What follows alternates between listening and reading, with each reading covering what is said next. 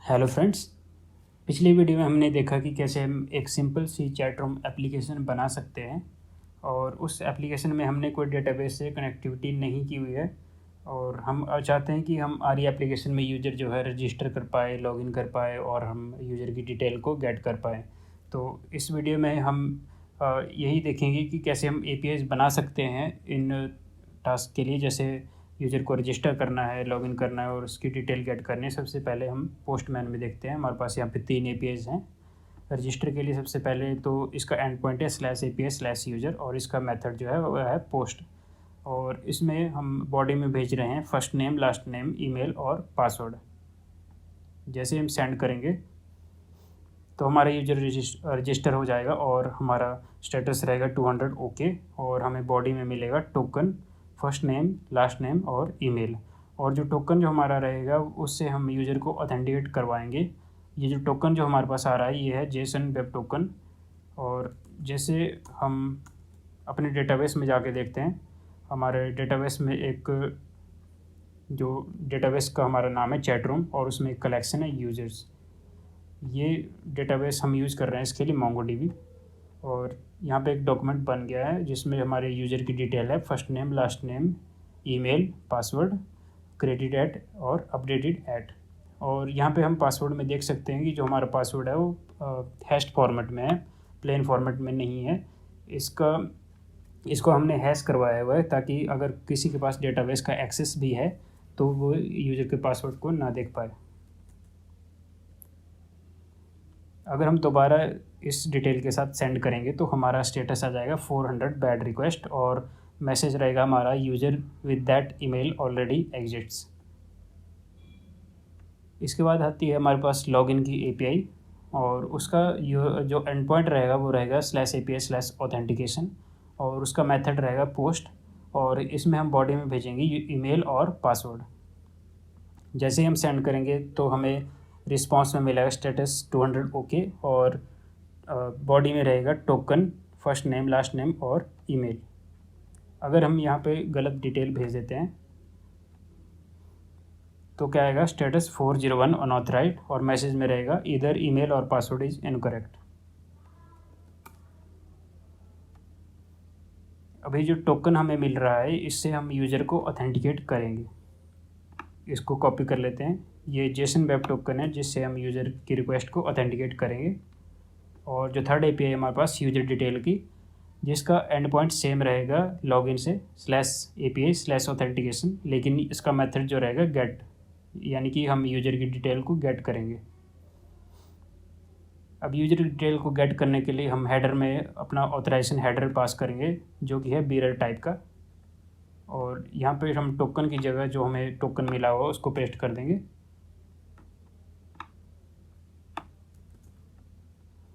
और फिर सेंड करेंगे तो हमें यूज़र की डिटेल मिल जाएगी, उसकी ID, first name, last name और ईमेल और स्टेटस रहेगा 200 ओके। और अगर हम यहाँ पे कुछ गलत टोकन भेजते हैं तो क्या होगा, स्टेटस रहेगा 401 अनऑथराइज्ड और हमें मैसेज में मिलेगा टोकन इज़ नॉट वैलिड।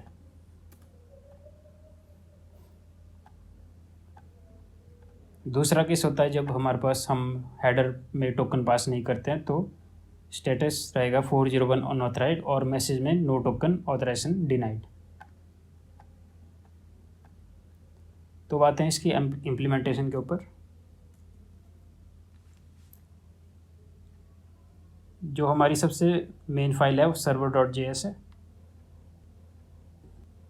जिसमें हम यूज़ कर रहे हैं .env का।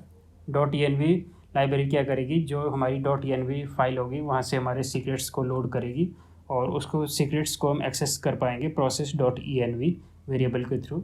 और यहाँ पे हमारे पास 2 सीक्रेट्स हैं, JWT सीक्रेट और DB, जो हमारा MongoDB को एक्सेस करने के लिए जो हमारे कनेक्शन स्ट्रिंग है। उसके बाद हम लाइब्रेरी यूज़ कर रहे हैं कोर्स जो है हमारे क्रॉस ओरिजिन रिक्वेस्ट को हैंडल करने के लिए है। उसके बाद हमने अपने एक्सप्रेस ऐप को डिक्लेयर कर दिया हुआ है और उसके बाद हम MongoDB को कनेक्ट कराएंगे। MongoDB को कनेक्ट कराने के लिए हमने Mongoose का यूज़ किया हुआ है। Mongo जो है एक ORM है जो एडिशनल फंक्शनैलिटी देता है MongoDB से हमारे डेटा को एक्सेस करने के लिए, और mongoose के थ्रू हम कनेक्ट कर देंगे। और जो हमारा कनेक्शन स्ट्रिंग मिलेगी हमें process.env से, जो कि हमारा .env के अंदर हमने db को डिक्लेयर किया हुआ है। ये कनेक्शन स्ट्रिंग हमको यहाँ से मिलेगी, और उसके बाद हमारा MongoDB जो है कनेक्ट हो जाएगा। और उसके बाद हम अपने राउट्स को डिक्लेयर करते हैं। app.use के अंदर हमने कोर्स मेथड पास किया हुआ है ताकि हम अपनी क्रॉस ओरिजिन की रिक्वेस्ट को हैंडल कर पाएँ। उसके बाद app.use में express.json पास किया हुआ है जिससे हम अपने जेसन रिक्वेस्ट को हैंडल कर पाएँ। और उसके बाद जो हमारा API स्टार्ट होती है वो /API से होती है, और उसके बाद हमने रिक्वायर में राउट्स का पाथ दे दिया हुआ है, और राउट्स के अंदर हम अपने जो API राउट्स है उनको हैंडल करेंगे। और उसके बाद जो कोड है वो है सॉकेट कनेक्शन को सेटअप करने के लिए। इस एप्लीकेशन में हम जो हमारे APIs है और जो हमारा सॉकेट का कनेक्शन है उसको सेम ही पोर्ट पे हैंडल करेंगे। देखते हैं हमारे पास राउट्स में क्या कोड है। यहाँ पे हमारे पास 2 एंड पॉइंट है, /user और /authentication। /user हम इसलिए यूज़ करेंगे जब हमने यूज़र को रजिस्टर करवाना है तो /user एंड पॉइंट होगा, और /authentication होगा जब हमने यूज़र को लॉगिन करवाना है या यूज़र की डिटेल गेट करनी है। मॉडल्स फोल्डर के अंदर हमने एक यूज़र मॉडल डिक्लेयर किया हुआ है, और Node.js में हमारे पास कन्वेंशन रहती है कि जो हमारा जो मेन फाइल जो हमारा फोल्डर की जो स्टार्टिंग होती है वो index.js के से होती है, जिसके अंदर हम बाकी के मॉड्यूल्स को इंपोर्ट करते हैं और उसको एक ऑब्जेक्ट के फॉर्म में उसको एक्सपोर्ट कर लेते हैं module.export से। हम देखते हैं कि यूज़र के अंदर हमने सबसे पहले हमारे पास index.js फाइल है और एक schema.js फाइल है जिसके अंदर हमने mongoose का स्कीमा डिक्लेयर किया हुआ है। इसमें हम यूज़र का जो स्ट्रक्चर है उसको स्पेसिफाई कर रहे हैं, first name, last name, email और पासवर्ड। और जो सेकंड पैरामीटर हम दे रहे हैं mongoose.schema में वो है टाइम स्टैम्प्स ट्रू, जो कि हमें क्रिएटेड एट और अपडेटेड एट ऑटोमेटिकली हमारे पास डेटाबेस में क्रिएट कर रहा है। जैसा कि हम अपने रिकॉर्ड में देख रहे हैं कि क्रिएटेड एट और अपडेटेड एट अपने आप ऐड हो गए, तो जो mongoose है वो इसको हैंडल कर रहा है। उसके बाद हमने अपने यूज़र स्कीमा के ऊपर इंडिसेस डिफ़ाइन किए हुए हैं, ID, first name, last name और ईमेल के ऊपर। इंडेक्स जो होते हैं हमारे डेटाबेस में, अगर हमने सर्च को परफॉर्म करना है तो उसको फास्ट बनाते हैं। यानी कि अगर हम अपने डेटाबेस में आईडी, फर्स्ट नेम या लास्ट नेम या ईमेल से सर्च कर रहे हैं, तो अगर इस तरीके से हम उसको इंडेक्स में पास करते हैं तो हमारी सर्च जो है फास्ट हो जाएगी। और हम सब फील्ड को भी इसमें पास नहीं कर सकते, क्योंकि अगर हम सब फील्ड को पास करेंगे तो हमारा जो डेटाबेस है उसका एक तो साइज भी बढ़ेगा और ओवरऑल हमारे जो डेटाबेस की वो परफॉर्मेंस कम होती जाएगी।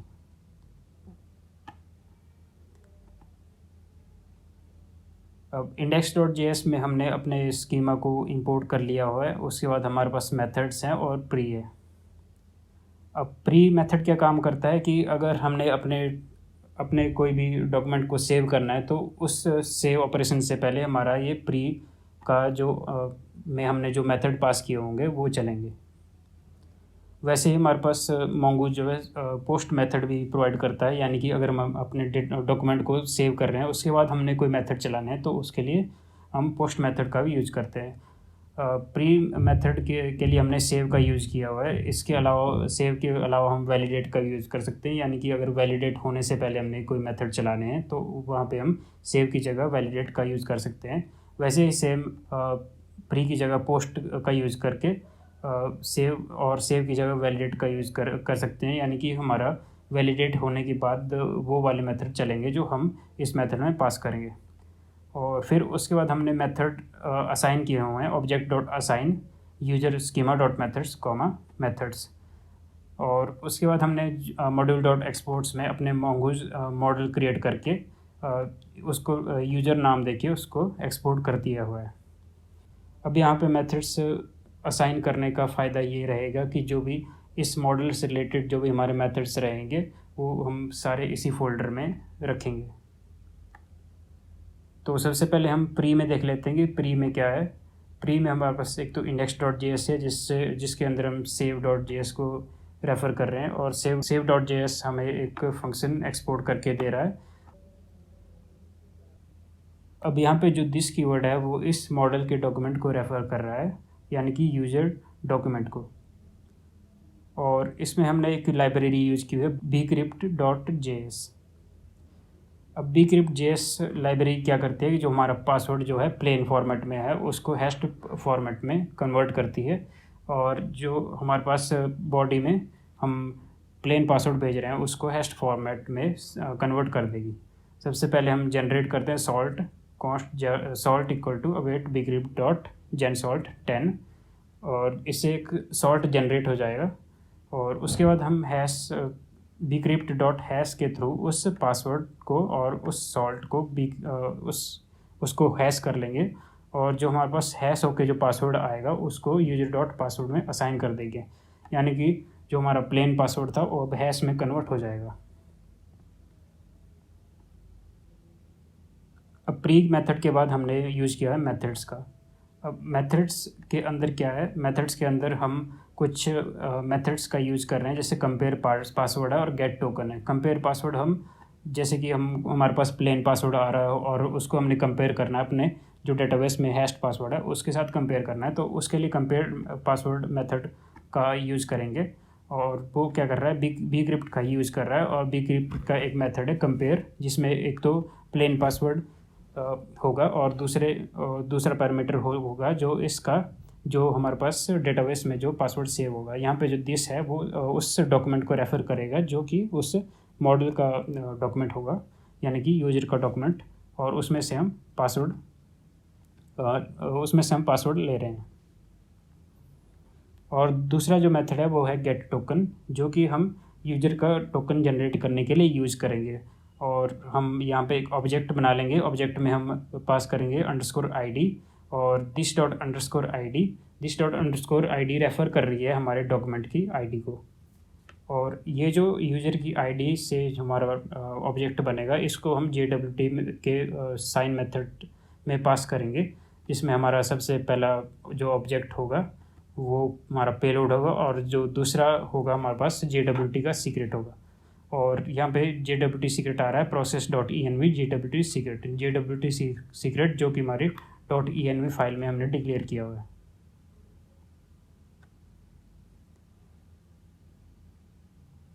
तो ये हो गया हमारे पास मॉडल।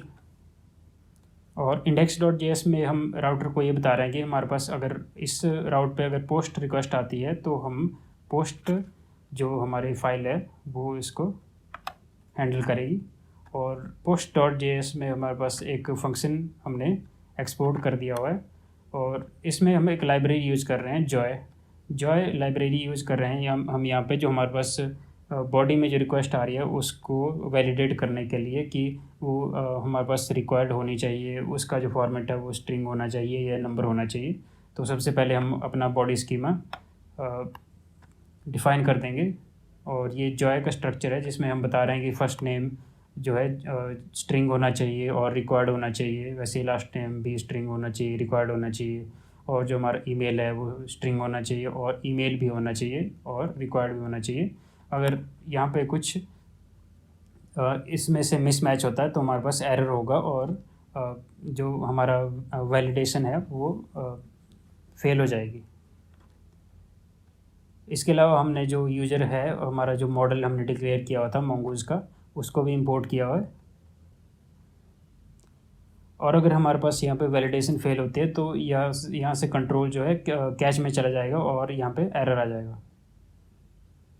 उसके बाद हम चेक करेंगे कि कहीं हमारा यूज़र जो है एग्जिस्ट तो नहीं करता है, तो हम यहाँ पे यूज़र का फाइंड वन कॉल करेंगे और उसमें चेक करेंगे कि सेम ईमेल के साथ कोई हमारा यूज़र डेटाबेस में तो नहीं है। अगर है तो हम स्टेटस देंगे 400, और जेसन में हम मैसेज भेजेंगे user with that email already exists.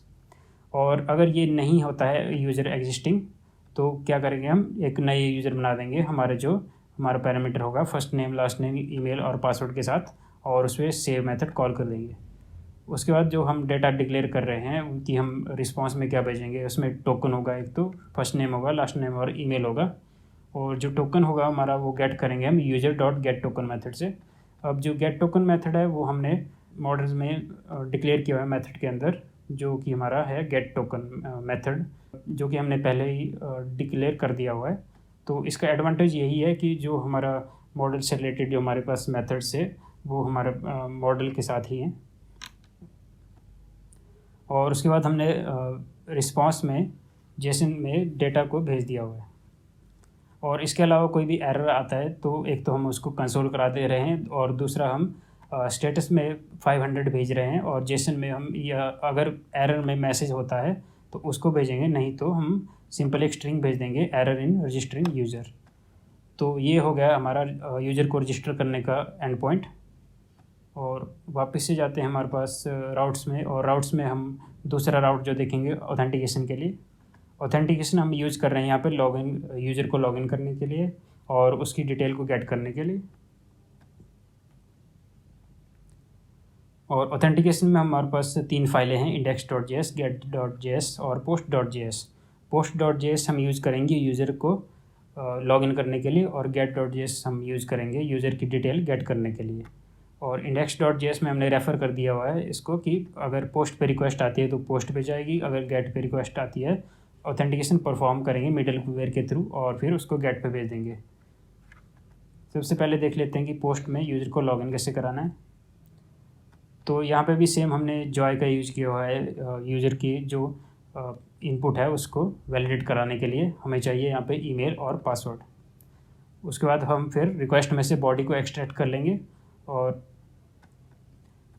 यहाँ पे हमें चाहिए ईमेल और पासवर्ड। उसके बाद हम जो यूज़र है उसको फाइंड करेंगे फाइंड वन के थ्रू और उस ईमेल के थ्रू, और अगर यूज़र होगा तो हम उसके बाद उसको चेक लगाएंगे कि यूज़र है कि नहीं। उसके बाद हम चेक करेंगे कि यूज़र होना चाहिए, और हम चेक करेंगे कि जो पासवर्ड उसने जो पासवर्ड हमारे पास बॉडी में आ रहा है वो ठीक है कि नहीं। तो जो हम यूज़ करेंगे मेथड वो है user dot compare password. Compare password हमने जो हमारे मेथड्स थे मॉडल के अंदर उसमें कंपेयर पासवर्ड को पहले से ही डिक्लेयर किया हुआ है। और अगर इसमें से या तो यूज़र नहीं है या फिर यूज़र का जो पासवर्ड है मैच नहीं हो रहा है, तो हम रिस्पांस में स्टेटस भेज देंगे 401, और जेसन में हम मैसेज भेजेंगे इधर ईमेल और पासवर्ड इज़ इनकरेक्ट। अब अगर यूज़र है और उसका पासवर्ड भी मैच हो रहा है तो हम डेटा एक ऑब्जेक्ट बना लेंगे, उसके अंदर हम टोकन देंगे, यूज़र का टोकन देंगे user dot get token method के through, first name last name और ईमेल, और उसके बाद रेस्ट डॉट जेसन से डेटा में भेज देंगे। अगर इसके अलावा कोई भी एरर आता है तो हम उसको कंसोल में शो कर देंगे एरर इन यूज़र ऑथेंटिकेशन, और जो रिस्पांस भेजेंगे हम उसमें स्टेटस 500 और जेसन में जो भी मैसेज होगा हमारे पास वो सेंड कर देंगे।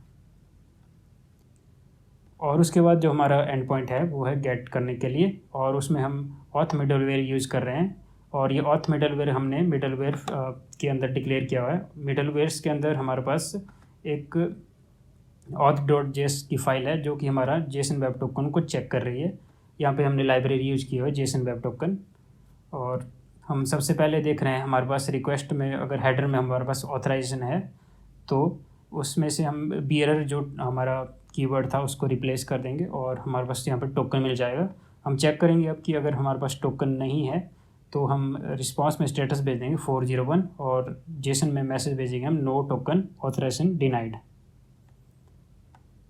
अगर टोकन हमारे पास आ गया है तो हम वेरीफाई करेंगे कि वो टोकन सही है या नहीं। तो हम JWT के थ्रू ही उसको वेरीफाई करेंगे, उसमें टोकन हम भेजेंगे, और process.env JWT सीक्रेट्स हमारा जो सेम सीक्रेट हमने उसको जो हमारा टोकन है उसको साइन करते टाइम यूज़ किया था वही हम यहाँ पे यूज़ करेंगे। और अगर एरर होता है तो एरर के अंदर आ जाएगा और उसमें हम स्टेटस भेज देंगे 401 और जेसन में भेज देंगे टोकन इज़ नॉट वैलिड, यानी कि हमारा जो टोकन है वो वैलिड नहीं है। और अगर हमारा टोकन वैलिड है तो वो यूज़र के अंदर आएगा, और रिक्वेस्ट के अंदर हम जो यूज़र ऑब्जेक्ट है उसमें इस यूज़र को असाइन कर देंगे, और इसके बाद हम नेक्स्ट मेथड को कॉल कर लेंगे। इसके अलावा कोई भी एरर आता है तो हम उसको कंसोल में शो कर देंगे कि हमारा जो एरर है वो ऑथेंटिकेशन मिडलवेयर में आया हुआ है। और जो हमारा स्टेटस रहेगा वो 500 रहेगा, और जेसन में मैसेज हम भेज देंगे सर्वर एरर। अब ये जो ऑथ मिडलवेयर है ये क्या करेगा कि जो अगर हमारे पास टोकन जो वैलिड होगा, तो हमने जो टोकन है उसको साइन करते टाइम हमने पेलोड में आईडी पास की हुई थी, तो हमारा यूज़र ऑब्जेक्ट में हमारे पास यूज़र की आईडी आ जाएगी। अब get.js में हम क्या करेंगे कि उस यूज़र को फाइंड करेंगे find1 के थ्रू, और _id में पास करेंगे request.user._id, जो हमारा ऑथेंटिकेशन मिडलवेयर के थ्रू हमने request.user में ऐड की हुई है। और जो सेकंड पैरामीटर है वो हमारे पास प्रोजेक्शन पैरामीटर है, जो कि स्पेसिफाई करता है कि कौन से हमें पैरामीटर नहीं चाहिए या चाहिए।